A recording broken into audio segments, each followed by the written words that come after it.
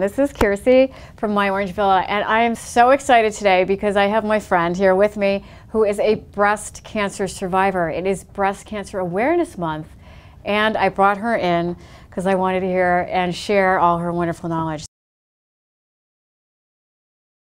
I thought your story was amazing too. You had your own personal experience, right? You went through breast cancer. So tell us a little bit more about that. What happened? I mean, how did you discover it? What was your experience like? Sure. I did in fact have breast cancer 8 years ago. So in 2004, I found a lump in my breast. I went to my regular family physician and she felt it and said it's just a fibroid and dismissed it and sent me away. And then 3 months later, I went back and said, you know, I really don't feel like it's going away. It feels a lot bigger, and it was about the size of a golf ball at that point. Wow. Yeah, so they sent me for a mammogram, and the mammogram tech said, looks, you'd be a little young for cancer, but I'm a little suspicious about this, and that scared me.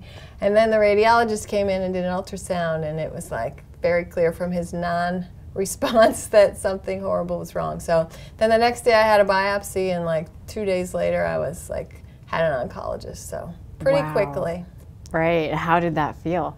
I mean. Oh, very surreal. I mean, it's, what I always like to say is it's like the rug is ripped out from under you and there's a line in the sand of your life, like before you found out you had cancer and after. And myself and everyone else who's heard those words, you're like in this private club that very few people on earth are in. They're like the I've heard I have cancer, now what club. So it's terrifying and liberating in a really strange way too.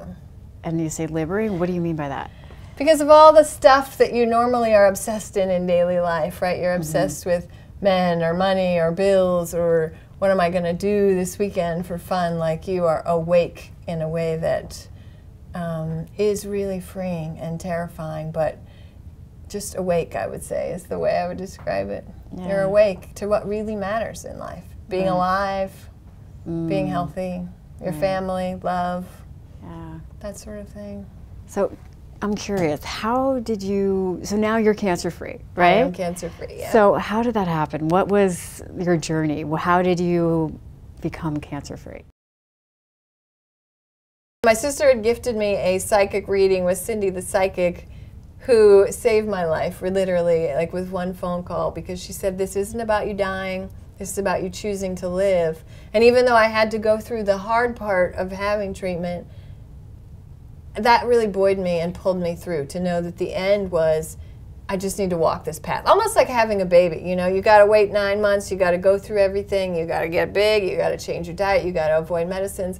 But then at the end, you'll have this beautiful, perfect, happy baby. And so I sort of used that, like at the end of this 9-month journey, which was what mine ended up being, I would have this brand new me. So that really helped buoy me and pull me through, was this full faith that like, I wasn't gonna die. So once you have that information, right, okay, you're not gonna die. And I just had like total faith that I was gonna be fine and that whatever I went through was just the necessary path to get to healing. So I set the intention and kept focused on that I was 100% healed, whole, happy at the end. And then I got chemo, I had radiation, I had a lumpectomy. So I did 9 months of traditional treatment. And then I also became an alternative therapy slut, what I say. So I did everything, like these Megan massage beds and a synchro zapper that I rubbed on my breast to change the electronic frequency. I sent my picture in for energetic balancing. I did massage, you know, I changed my diet, I stopped drinking, I stopped smoking. Wow. I started doing yoga instead of happy hour, so I changed my whole entire life and got traditional treatment. So that was my plan, is just do whatever is necessary to be here.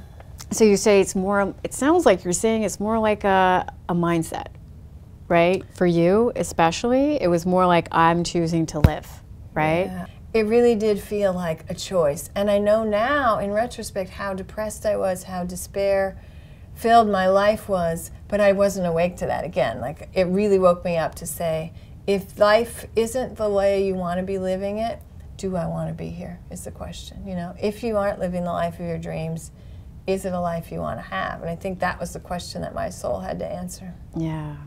So looking back on this whole journey, it sounds like you were a completely different person. Oh, right? completely. Yeah. And now, most people wouldn't recognize me. Really? You know? No. I mean, I was cynical. I was overweight. I was puffy from drinking. I chain smoked. I went out like 2 or 3, 4 times a week. I ate McDonald's frequently. I didn't do any exercise. I mean, you'd hardly recognize me. now you're helping people, right? So tell me a little bit more about that.